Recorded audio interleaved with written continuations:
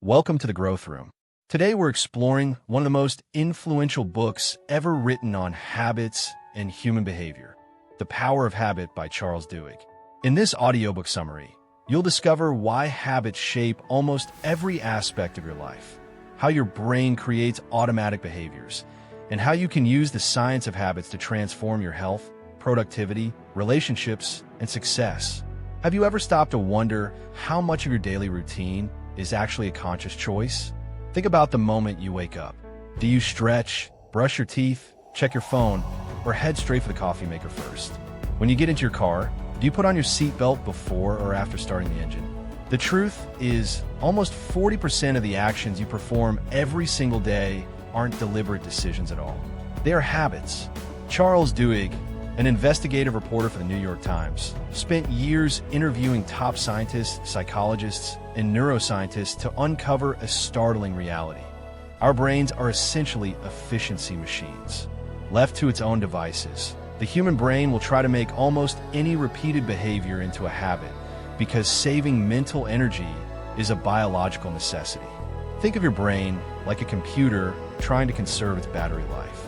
If it had to actively calculate every single movement you made, how to balance on your feet, how to move a toothbrush, how to chew your food, you would be mentally exhausted before you even left the house in the morning. By understanding how these automatic behaviors are constructed, you gain a superpower. You stop being a victim of your conditioning and start becoming the architect of your destiny.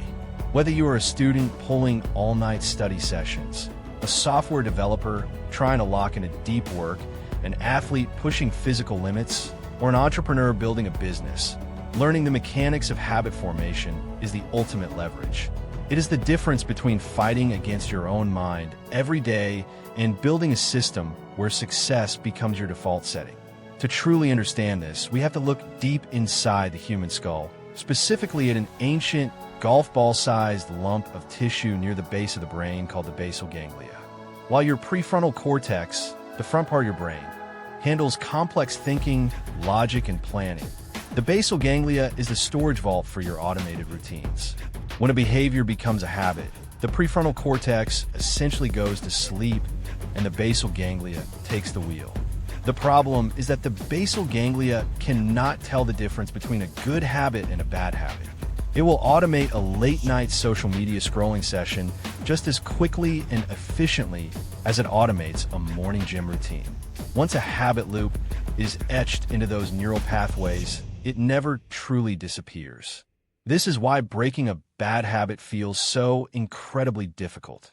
Your brain has built a literal superhighway for that behavior, and whenever you aren't paying close attention, your mind defaults right back to that track. This brings us to the absolute core discovery of modern behavioral psychology, the habit loop. Every single habit in your life, from the minor twitch of checking your phone to a major lifestyle pattern like running 5 miles a day, is driven by a simple 3-step neurological loop. The first step is the cue. The cue is the trigger that tells your brain to go into automatic mode and decides which specific habit to deploy. Cues can be almost anything: a specific time of day, a physical location, an emotional state like boredom or anxiety, the presence of certain people, or an immediately preceding action. The second step is the routine. This is the behavior itself, the physical, mental, or emotional action that you take. It's what most people think of when they talk about a habit, whether that's eating a cookie, writing a line of code, smoking a cigarette, or meditating.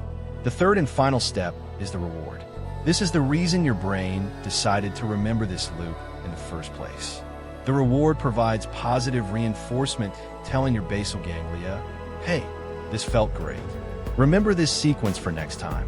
Rewards can be physical, like the hit of sugar from a donut, or emotional, like the temporary relief from stress after venting to a coworker, or neurological, like the tiny splash of dopamine your brain gets when you see a notification light up your smartphone screen.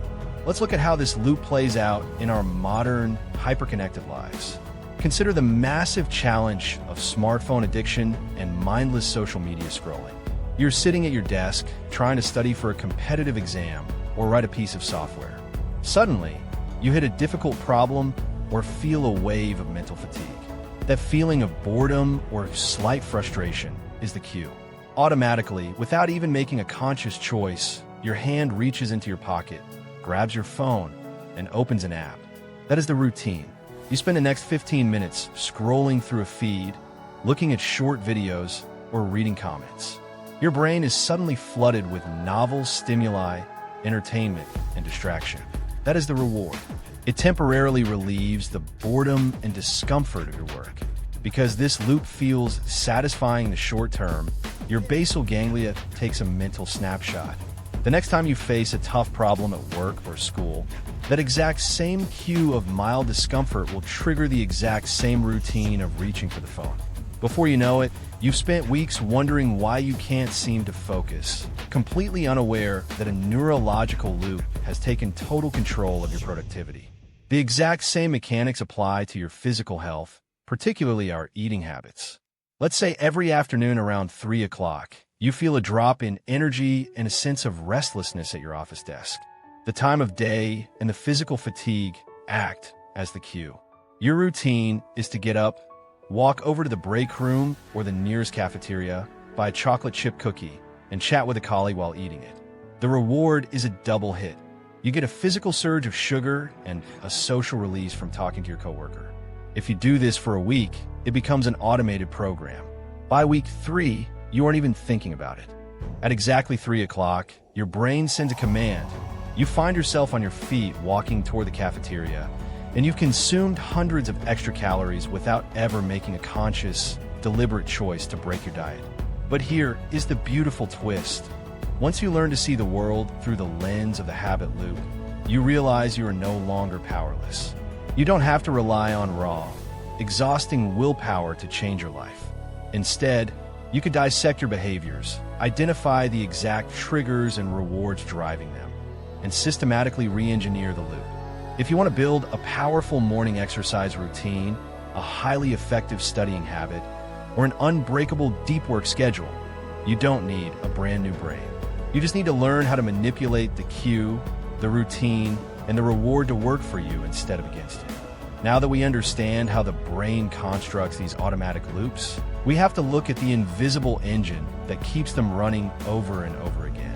Why is it that even when we know a habit is bad for us, we still feel an almost overwhelming urge to complete it? The answer lies in the psychological and neurological concept of cravings. In the early days of habit research, scientists assumed that the cue and the reward were enough to keep a habit going. But Charles Duhigg explains that a loop only truly becomes an automated obsession when a craving is born. To understand how cravings work, we have to look at the groundbreaking experiments conducted by a neuroscientist named Wolfram Schultz. Schultz studied the brains of monkeys to see how they learned new habits, specifically tracking a powerful chemical messenger in the brain called dopamine. Schultz placed a monkey named Julio in a chair in front of a computer screen. Whenever a specific visual shape appeared on the screen, Julio's job was to press a lever. If he pressed the lever, a drop of sweet blackberry juice would run down a tube into his mouth. At first, Julio was just casually exploring. But once he received the juice, his brain showed a massive spike in dopamine, the chemical associated with pleasure, reward, and motivation. Julio's brain was saying, "Wow, that juice is amazing. Remember this." As Julio repeated the experiment hundreds of times, the behavior turned into a habit. But then, Schultz noticed a fascinating shift in Julio's brain activity. The spike in dopamine stopped happening when the juice hit Julio's tongue. Instead, the dopamine spike began happening the exact millisecond the shape appeared on the screen. Think about how profound that is. The monkey's brain wasn't celebrating the reward anymore. It was anticipating the reward the moment it saw the cue. Julio's brain had created a neurological craving. The visual cue on the screen didn't just trigger a physical movement. It triggered an emotional expectation. Then, Schultz changed the experiment. He would show the shape on the screen, Julio would press the lever, but no juice would come out. When Schultz looked at the brain scans, he didn't just see a lack of pleasure. He saw patterns of activity that mirrored severe neurological distress and sadness. The monkey experienced a wave of neurological frustration because its brain had already anticipated the reward. And when that reward didn't arrive, the expectation turned into a painful craving. This is exactly what happens inside your brain when you develop a habit.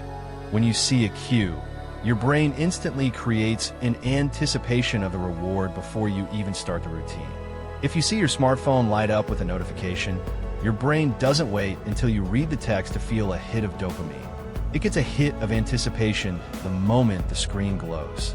If you don't pick up the phone immediately, that anticipation turns into a restless, uncomfortable anxiety, a craving. You find it hard to focus on your book, your code, or your conversation because your brain is screaming for the reward it has already anticipated. This explains why cravings are the true drivers of habit loops. They create the emotional and chemical urgency that forces us into action. For athletes trying to maintain a grueling training schedule, a positive craving is what gets them out of bed at 5 in the morning. Their brains have associated the cue of their alarm with the anticipated reward of an endorphin rush or the feeling of personal accomplishment. They don't have to drag themselves to the track. Their brain is actively seeking the chemical reward it craves. Conversely, for a professional or a student struggling with late-night junk food habits, the cue of sitting on the couch watching television triggers an intense anticipation of the comfort and dopamine hit that comes from sugar and fat. The physical hunger isn't real, but the neurological craving is incredibly powerful. Understanding that cravings drive habits gives us the ultimate key to behavior modification. It leads us directly to what Duhigg calls the golden rule of habit change. If you look at the most successful behavior change programs in the world, from Alcoholics Anonymous to elite corporate coaching programs, they all share a fundamental truth. You can almost never completely erase a bad habit. Once a neural pathway is burned into your basal ganglia, it stays there. Therefore, if you try to use raw willpower to simply stop a bad behavior through sheer suppression, you will eventually fail. When stress strikes, your brain will default to its old pathways. Instead, the golden rule states that to change a habit, you must keep the old cue, deliver the exact same reward, but insert a brand new routine. Let's break down how this works with a practical, real-world example that impacts millions of professionals and digital content creators today. The habit of constant, destructive procrastination via social media scrolling. Let's say you're a software developer or a writer, and every single hour, you find yourself breaking your deep work session to spend 10 minutes reading news or browsing forums. To fix this, you first have to diagnose the loop. What is the actual cue, and what is the true reward? You realize that the cue isn't a specific time. The cue is a feeling of mental blockage or frustration when your work gets difficult. But what is the reward? Is it a craving for information? No. When you look closely, you realize the reward is a temporary escape from mental fatigue, a quick mental reset that allows your brain to relax before diving back into a hard problem. Now that you know the cue, mental frustration, and the reward, a brief mental reset, you can apply the golden rule. You keep the cue and the reward, but you change the routine. The next time you hit a wall in your project and feel that wave of frustration, instead of opening a web browser to scroll through news feeds, your new routine is to stand up, walk to the window, stretch your body for 2 minutes, and take 5 deep breaths. By doing this, you give your brain the exact reward it was actually craving, a temporary escape and a mental reset. But you've completely eliminated the destructive routine that steals your hours and fractures your attention. This single framework can transform every modern challenge we face. Take the habit of eating junk food late at night. The cue might be the emotional boredom of sitting alone after a long workday, and the reward might be comfort or a sense of warmth. Instead of ordering a greasy meal, you could change the routine to brewing a cup of high-quality herbal tea and calling a close friend for 5 minutes. You are still addressing the underlying emotional cue and receiving a reward of comfort, but the routine protects your health instead of sabotaging it. By systematically mapping out your automated behaviors, you stop fighting a losing battle against your brain's anatomy. You begin to work alongside your neurology, making change not only possible, but sustainable for the long haul. While modifying individual habit loops is incredibly powerful, Behavioral science reveals that not all habits are created equal. If you try to change 30 things about your life all at once, your diet, your sleep schedule, your focus, your organization, you will quickly experience burnout. Instead, Charles Duhigg introduces a foundational concept that can completely streamline your personal development: Keystone Habits. A keystone habit is a single, pivotal behavior that has the unique power to trigger a positive chain reaction throughout your entire life. Think of a keystone in architecture. It's the wedge-shaped stone at the very top of an arch that locks all the other stones into place. If you pull it out, the arch collapses. If you put it in place, the whole structure becomes stable. In human psychology, when you focus on changing just one keystone habit, it starts to naturally re-engineer all your other routines without you even trying. Keystone habits work because they create small wins. They shift your sense of self-belief and alter your identity, making other positive behaviors suddenly feel much easier to achieve. The most famous and thoroughly researched example of the keystone habit is regular physical exercise. When a student, software developer, or busy professional starts exercising consistently, even just 20 minutes a day, something fascinating happens in their data scans and lifestyle patterns. They don't just get stronger or faster. Automatically, they start eating healthier foods because they don't want to ruin the progress they made during their workout. They start sleeping better at night because their bodies are physically tired, which naturally reduces their late-night smartphone scrolling. Because they are sleeping better, they wake up with more focus and energy, reducing their midday procrastination and improving their performance at work or school. The person didn't set out to fix their diet, their sleep, and their productivity all at once. They simply focused on the single keystone habit of exercise, and that one victory spilled over into every other area of their life. Let's look at another highly effective keystone habit: planning your day or tracking what you do. In a famous weight loss study published in the American Journal of Preventive Medicine, researchers gathered a group of 1,600 obese individuals and asked them to complete one simple task: keep a food journal. For 6 days a week, they had to write down absolutely everything they ate. At first, the participants didn't change anything else. They didn't go on a restrictive diet, and they didn't start an intense workout routine. They just tracked. But as they looked at their journals, they began to notice patterns. They realized they were mindlessly eating snacks at 10 in the morning or consuming massive amounts of sugar during afternoon slumps. That single keystone habit of logging their food created an acute self-awareness. Soon, they started planning their meals ahead of time. They replaced junk food with healthier options. The study found that those who kept the food journal lost twice as much weight as the other participants in the study. Tracking was the keystone habit that made health inevitable. For content creators, entrepreneurs, and athletes, other keystone habits might include daily reflection journaling, meditation, or sleeping early. When you protect your sleep, your emotional regulation increases, which prevents you from suffering from decision fatigue later in the afternoon. When you meditate, your prefrontal cortex strengthens, giving you the focus required for deep work sessions and protecting you from information overload. By finding your specific keystone habit, you maximize your personal growth with the least amount of resistance. To understand why keystone habits are so vital, we have to look at the fuel that powers our behavior change in the first place: willpower. For a long time, people believed that willpower was a fixed character trait. You either had discipline or you didn't.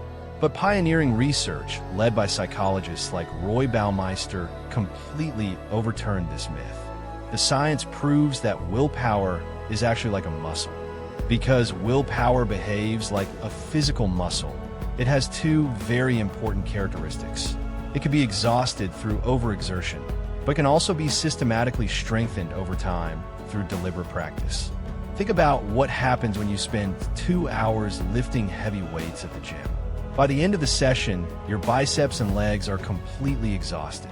If someone asks you to lift a heavy box right after your workout, you might not be able to do it, not because you're inherently weak, but because your muscles are fatigued. Willpower works the exact same way. Every single time you force yourself to focus on a difficult task, resist the urge to check a social media notification, make a tough business decision, or stay polite to an annoying customer. You're drawing from the exact same reservoir of mental energy. This phenomenon is known as decision fatigue. If you spend your entire day draining your willpower muscle with nonstop decisions and forced compliance, by the time you get home at 7 in the evening, your willpower reservoir is completely empty. This is precisely why it is so easy to stay disciplined at 9 in the morning, but so incredibly difficult to resist a bowl of ice cream or a lazy binge-watching session at 9 at night. Your mental muscle is simply too exhausted to say no. However, because willpower is a muscle, you can build its endurance. When you practice self-control in one specific area of your life, like forcing yourself to sit down for a focused, 90-minute deep work session without looking at your phone, you aren't just improving your work output. You're actually thickening the neural pathways of your prefrontal cortex. You're increasing your overall willpower stamina. The self-discipline you build by maintaining a reading habit or sticking to a clean sleep schedule naturally carries over into how you handle stress, how you manage your finances, and how you approach competitive exam preparation. The secret to protecting your willpower muscle from burning out is automation. When you turn a positive behavior into an automated habit loop, it no longer requires willpower to execute. A software developer doesn't need to burn valuable mental energy debating whether or not to write code if their environment is set up so that sitting down at their desk immediately triggers a state of flow. An athlete doesn't waste willpower deciding if they should run when their sneakers are already placed right next to their bed the night before. By systematically converting conscious choices into automated habits, you preserve your peak mental energy for what matters most: creativity, strategy, and deep human connection. Up to this point, we have explored how habits function within the boundaries of our own minds and bodies. But human beings do not exist in a vacuum. We live, work, and collaborate inside larger ecosystems: families, teams, corporations, and communities. Charles Duhigg takes the science of the individual habit loop and scales it up to reveal an astonishing truth. Organizations have habits too. Just as an individual relies on the basal ganglia to automate daily movements, a company relies on collective, unspoken routines to function without collapsing into chaos every single day. In an organization, these collective routines are what we call company culture. Every office, hospital, sports team, and startup has an intricate web of hundreds of institutional habits. Some are highly productive, like a team habit of deeply analyzing data before making a product decision.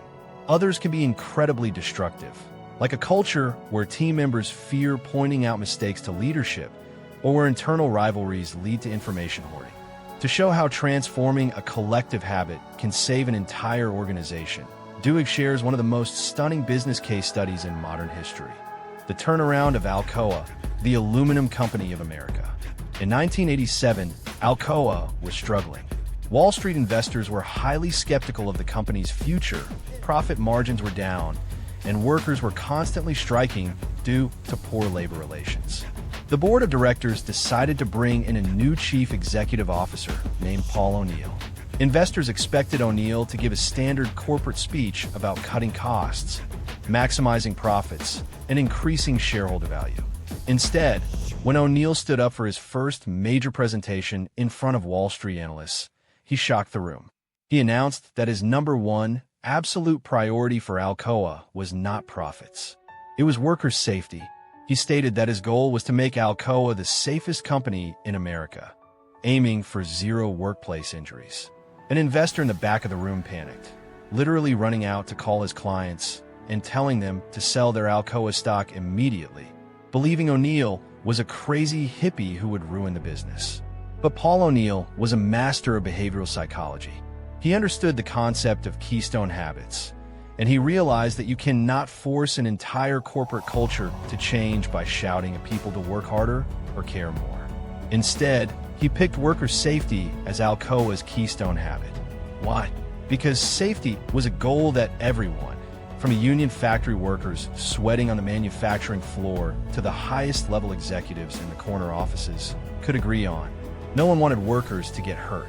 O'Neill designed an entirely new corporate habit loop around workplace safety. The cue was an accident or a safety near miss anywhere, in any factory around the world.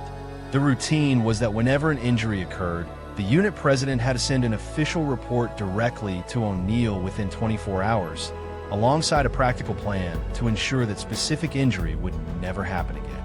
The reward for compliance was promotion, recognition, and job security, while failing to report an injury within 24 hours meant immediate termination. Look at the brilliant chain reaction this Keystone habit triggered.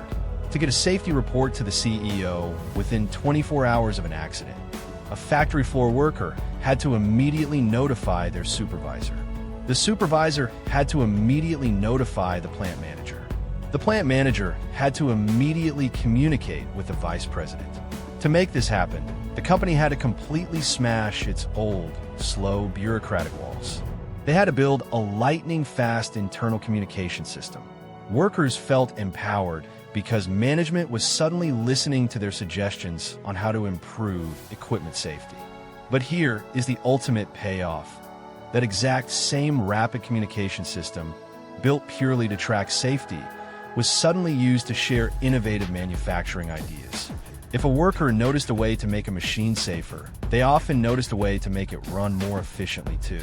By the time O'Neill retired in 2000, Alcoa's annual net income had grown by an astonishing 500%, and its market value had increased by $27 billion. All because a leader focused on re-engineering a single institutional keystone habit. This organizational insight is a massive lesson for entrepreneurs, professionals, and leaders of any size. If you want to transform a struggling startup, a sports team, or a software development group, you don't need to micromanage every single employee's behavior. Instead, you need to find the institutional keystone habits that promote transparency, psychological safety, and clear communication. When you build a team habit of checking in for a 5-minute daily stand-up meeting, or an athletic habit of reviewing raw film after every single practice, you create an environment where small wins accumulate, and excellence becomes the automated standard.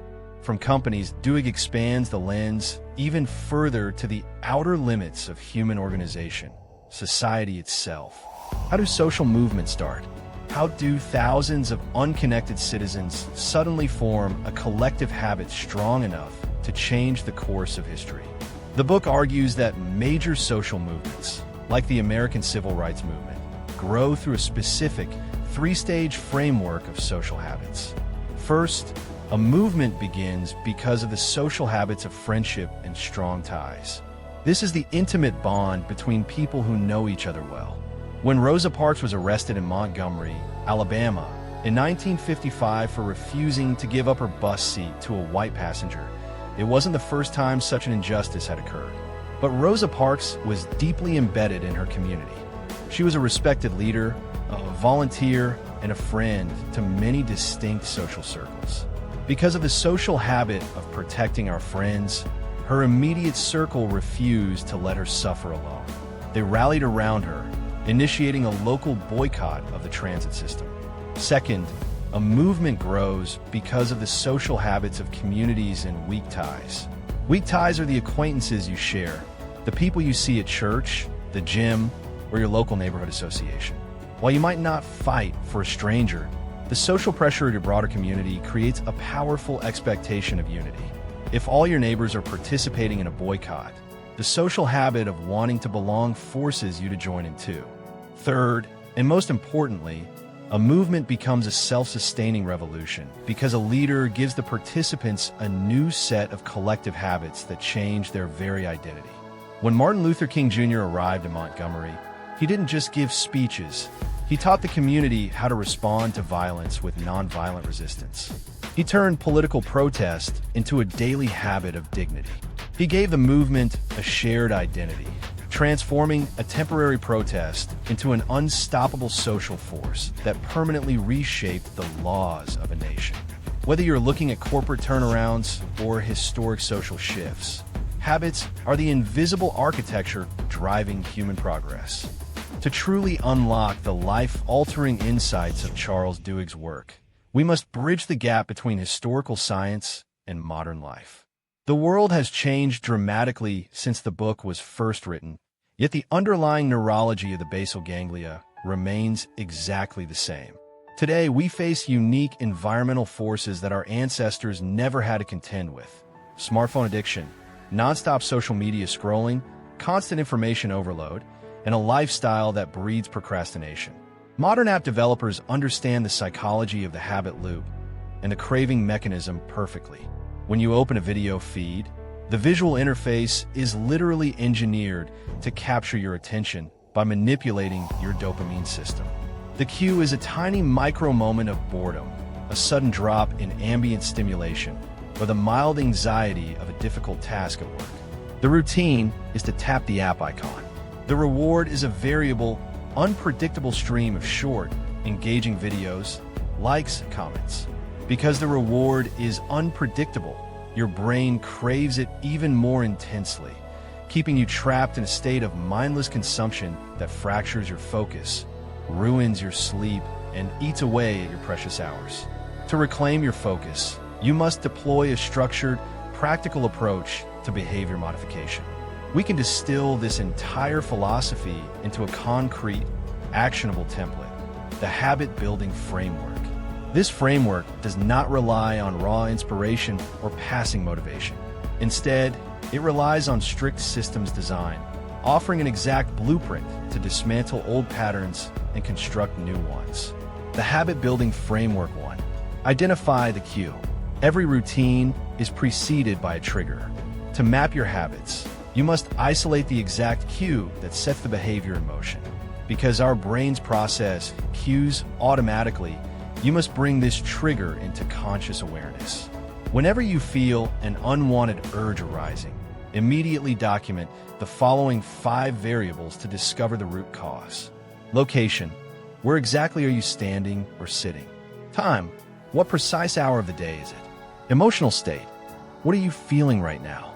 Boredom, stress, loneliness? Other people. Who is around you or interacting with you? Immediate preceding action. What exact task did you finish right before the urge hit? 2. Understand the reward. To alter a behavior, you must know what your brain is actually getting out of it. We often confuse the object of our habit with the true psychological craving. If you find yourself constantly snacking while studying for a competitive exam, are you actually physically hungry, or is your brain simply seeking a brief distraction from mental fatigue? Experiment with different rewards. Instead of eating a sugary snack, try stepping outside for a 3-minute walk in the fresh air. If the walk satisfies your urge, then your true craving was a mental break, not nutrition. 3. Replace the routine. Once you have successfully isolated the cue and identified the true reward, you must consciously insert a new, productive routine. Write down an explicit if-then behavioral plan. For example, if I am working on a software project and feel the cue of mental frustration, then I will immediately close my eyes and take 10 deep, controlled belly breaths to get the reward of a mental reset instead of opening a social media app. 4. Build consistency and track progress. A habit loop is etched into your neurology through repetition. To make a new behavior stick, you must track your daily executions without exception. Use a simple physical habit tracker calendar or a digital log. Every single day you successfully execute your new routine, mark it down. Your primary goal is to build a visual chain of consistency that your mind becomes deeply invested in protecting. 5. Create external accountability. Our internal willpower muscle can easily fail when decision fatigue strikes in the evening. To counteract this, you must build external guardrails. Share your habit goals with a trusted friend, colleague, or an accountability partner. Give them permission to check in on your daily tracking progress, or use software tools that automatically lock you out of distracting websites if you fail to complete your deep work sessions. To help you seamlessly integrate this framework into your life, let's look at a comprehensive, step-by-step blueprint designed to optimize your health, performance, and mind over the next month. This is your practical roadmap to lasting change. Practical 30-day habit plan week 1. Foundation and the morning routine.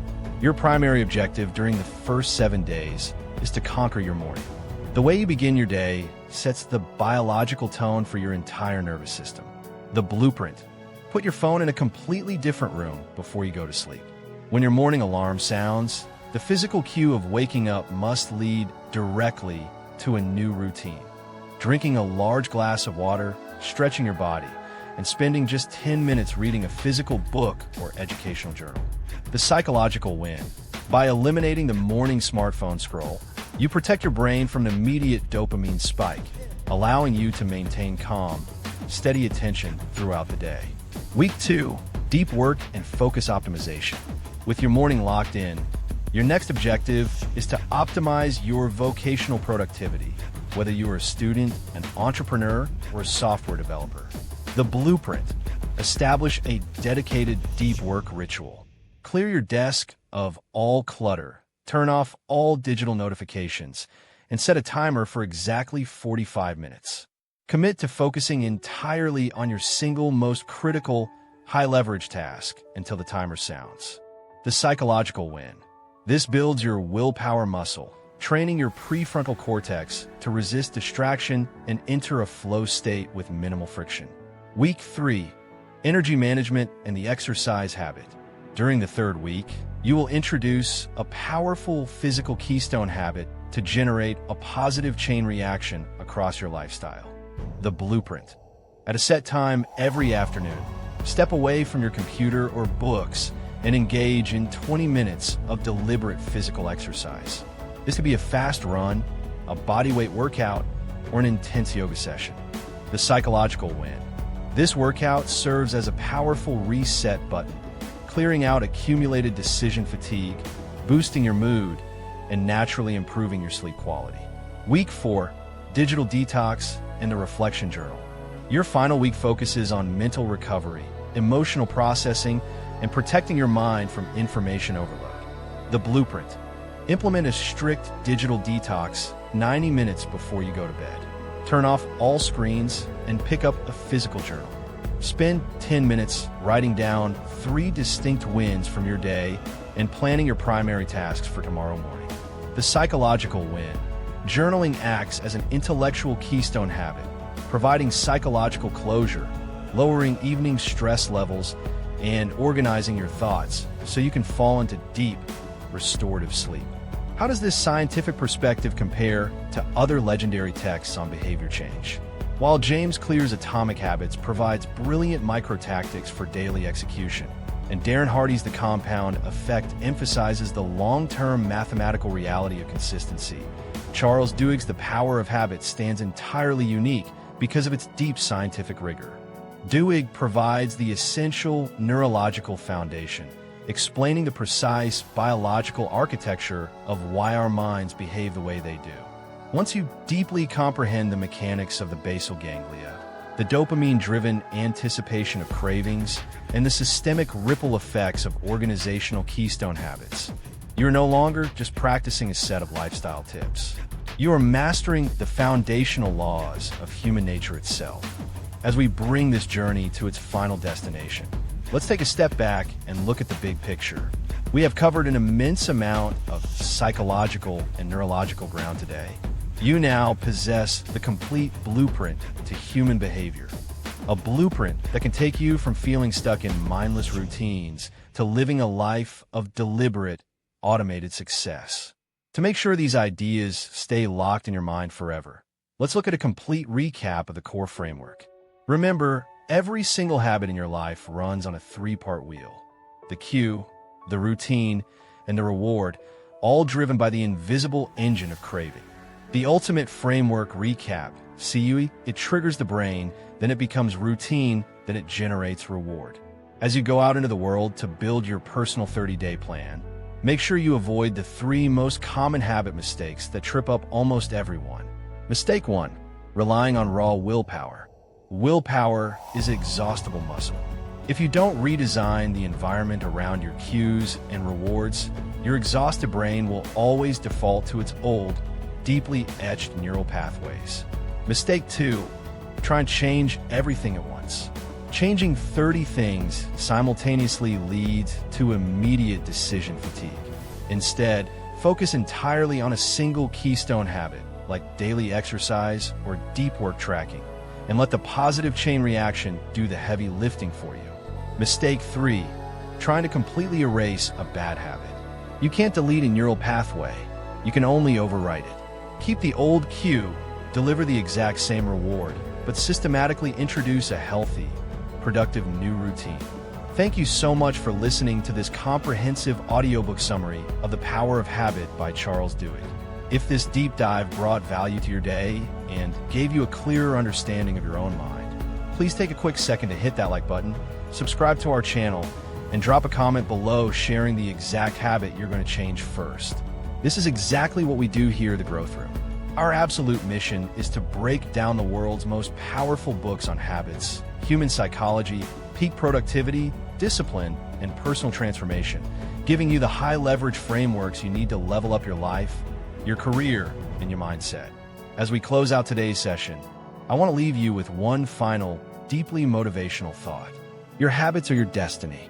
You are not defined by your past mistakes, your current limitations, or the automatic routines that have quietly controlled your life up until this very moment. Those are just neural tracks laid down by a younger version of you.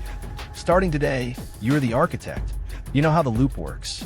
You know how the brain automates behavior. You have the exact science, the tools, and the 30-day blueprint required to build an unbreakable mind. Stop fighting your old patterns and start building your new systems. Take control of your daily loops, guard your willpower, protect your focus, and watch how quickly your entire world transforms. Keep pushing, keep growing, and we will see you next time inside the Growth Room.